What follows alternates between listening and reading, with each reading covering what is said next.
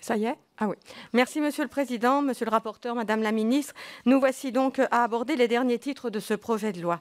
Ce texte, rappelons-le, constitue une accumulation de micro-réformes dans des domaines très hétéroclites, de la suppression des commissions administratives à la vente des médicaments en ligne, ce qui en fait, on peut le regretter, un texte fourre-tout.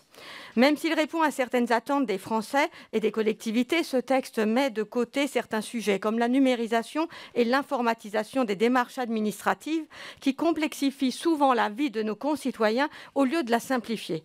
Les trop nombreuses zones géographiques mal desservies par les réseaux Internet se trouvent en grande difficulté et on nous parle de la 5G.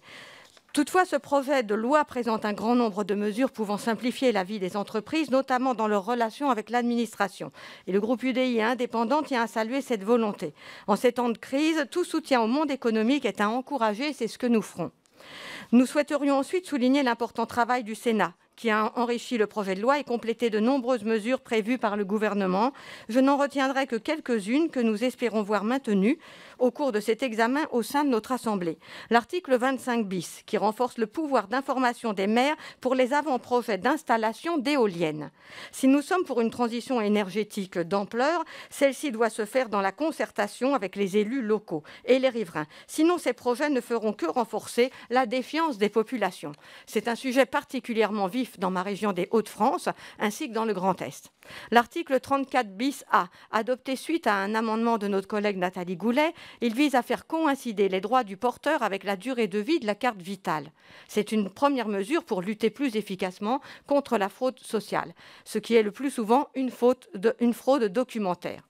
Je pense d'ailleurs au travail remarquable de mon collègue Pascal Brindot, que je salue, qui vient de rendre son rapport.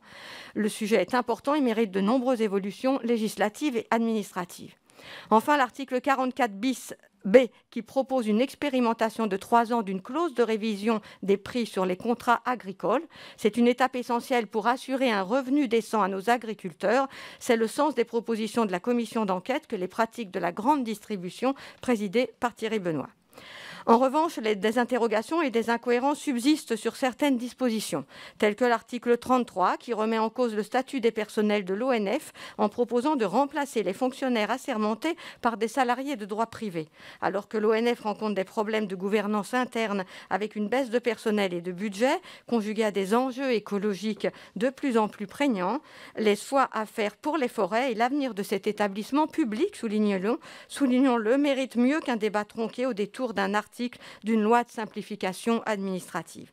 Madame la Ministre, Monsieur le rapporteur, nous aborderons la suite de ces débats avec une attitude constructive, mais d'autres dispositions nous interrogent que je ne peux pas citer en 3 minutes et nous en reparlerons lors de nos discussions. Je vous remercie.